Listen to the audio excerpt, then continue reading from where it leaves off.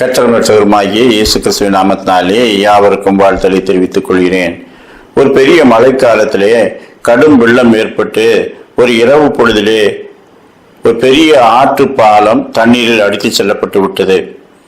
ஆனால் அது தெரியாமல் அந்த இருட்டிலே அநேக வாகனங்கள் அந்த பாலத்திலே வேகமாக வந்து ஆற்றிலே விழுந்து கொண்டிருந்தன. ஆனால் ஒரே ஒரு காரிலே வந்தவர் மெதுவாக வந்ததினால் கடைசி வினாடியிலே காரில் இருந்து குதித்து தப்பிவிட்டார். அவருடைய கார் ஆற்றிலே விழுந்து விட்டது. அவர் வெளியே குதித்தவர் பாலத்தின் முனைக்கு ஓடி சென்று அங்கு வருகிற வாகனங்களை கைகாட்டி நில்லுங்கள் நில்லுங்கள் என்று கைகாட்டினார். ஆனால் அவரை யாரும் பொருட்படுத்தவில்லை. யாரோ ஒருவர் கையசைத்து நிற்க சொல்லுகின்றார். அவருக்கு என்ன தேவையோ நம்மால் நிறுத்த முடியாது என்று வேகமாக சென்று பாலத்திலே விழுந்து கொண்டே இருந்தார்கள். அப்பொழுது அவர் தனது சட்டையை கழட்டி வேகமாக அசைத்து சாலையின் நடுவே வந்து நின்று விட்டார். ஒரு வாகனம் வேகமாக வந்து பிரேக் பிடித்து நின்று அவரை தாறுமாறாக திட்டியது. இப்படி நட்ட நடுவிலே நிற்கிறாயே, உனக்கு என்ன வேண்டும் என்று கேட்டுக்கொண்டே அதிலிருந்து ஒருவர் இறங்கினார். பாலம் ஆற்றிலே அடித்து செல்லப்பட்டு விட்டது. முன்னால் போனால் ஆற்றிலே விழுந்து விடுவீர்கள். வாகனங்களை எல்லாம் நிறுத்துவதற்கு நான் ட்ரை பண்ணுகிறேன், யாரும் நிற்கவில்லை என்று சொன்னார். அப்பொழுது அந்த நபர், அப்படியா, நானும் சேர்ந்து நிறுத்துகிறேன் என்று சொல்லி தன்னுடைய வாகனத்தை சாலையின் குறுக்காக நிறுத்திவிட்டு ரெண்டு ஓரமும் இவர்கள் நின்று மற்ற வாகனங்களை நிறுத்த முயன்றார்கள். கொஞ்சம் கொஞ்சமாக ஒவ்வொரு வாகனங்களும் நின்று அந்த இடத்திலே மொத்த வாகனங்களும் நின்று விட்டது. எல்லாரும் ஓடி வந்து நல்ல வேளை எங்களை காப்பாற்றினீர்கள் என்று அவருக்கு நன்றி செலுத்தினார்கள். பல தேசங்களிலும் இருந்து அருட்பணியாளர்கள் நமது தேசத்துக்கு வந்து இங்கே பாவத்திலும் அக்கிரமத்திலும் மரித்து போய் பாதாளத்தின் குழிகளுக்குள்ளே விழுந்து கொண்டிருக்கிற மக்களை காப்பாற்ற முயற்சி செய்தார்கள்.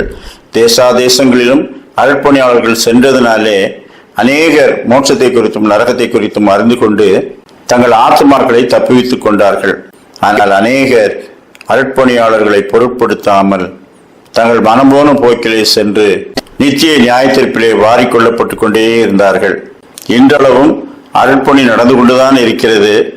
ஆனாலும் அந்த எச்சரிப்பின் சத்தத்துக்கு கீழ்ப்படிந்து அதை கேட்டு தங்களை சீர்திருத்திக் கொள்கிறவர்கள் எத்தனை பேர் இருக்கிறார்கள்? ஆனாலும் ஆத்மாக்களை ஆதாயப்படுத்திக் கொள்கிறவன் ஞானம் உள்ளவன். அந்த பணிக்காக தங்கள் உயிரையும் அர்ப்பணித்த அநேக மிஷனரிகளுக்கு நாம் நன்றி செலுத்துவோம்.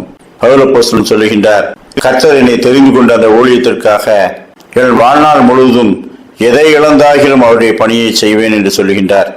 அப்போஸ்தலர் 20:23-24 கட்டுக்களும் உபத்திரவங்களும் எனக்கு வைத்திருக்கிறது என்று பரிசுத்த ஆவியானவர் பட்டணந்தோறும் தெரிவிக்கிறதை மாத்திரம் அறிந்திருக்கிறேன்.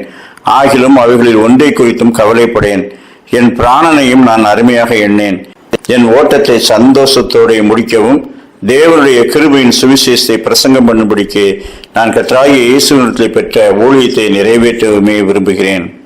கர்த்தர் தரும் நித்திய மகிமையிலே சேர விரும்புகிறவர்களாய் இந்த உலகத்தில் அநேக ஆத்மாக்களை ரட்சிக்கும் பணியிலே தங்களை ஈடுபடுத்திக் கொண்ட மிஷனரிகளுக்காக நாம் நன்றி செலுத்துவோம்.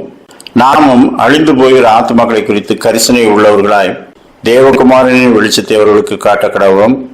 தப்பிக்கொள்கிறவர்கள் தப்பிக்கொள்ளட்டும், அசட்டை பண்ணுகிறவர்கள் அழிந்து போகட்டும்.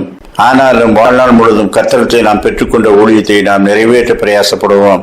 கர்த்தர் தாமே அப்படிப்பட்ட நல்ல சிந்தனைகளை இந்த நாளிலும் நமக்கு தந்தருள்வாராக. ஆமேன்.